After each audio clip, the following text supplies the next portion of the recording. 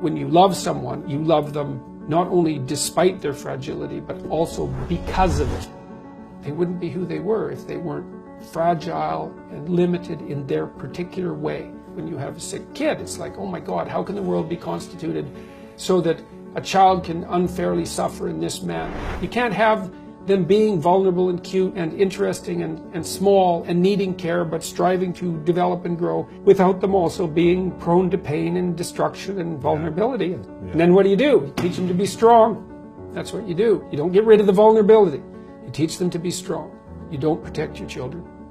In fact, you do the opposite. You expose them to the world as much as you possibly can, and you make them strong. That's the best antidote to their vulnerability. The first noble truth of Buddhism: life is suffering. This is true, and it's worse than that because it's suffering contaminated by malevolence. And so that's very pessimistic. But the optimistic part is that you are so damn tough you can actually not only deal with that, you can improve it. It's like, oh, well, that's a horrible situation.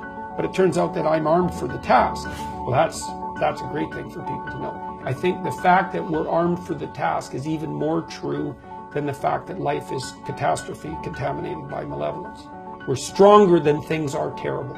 And I do believe it's the case because I've watched people do very difficult things, like people who work in palliative care wards. So all they're ever dealing with is pain and death, right? And they can do it.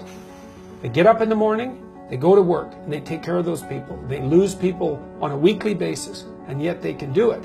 And what that shows is that if you turn around and you confront the suffering voluntarily, you find out that you are way tougher than you think. It's not that life is better than you think.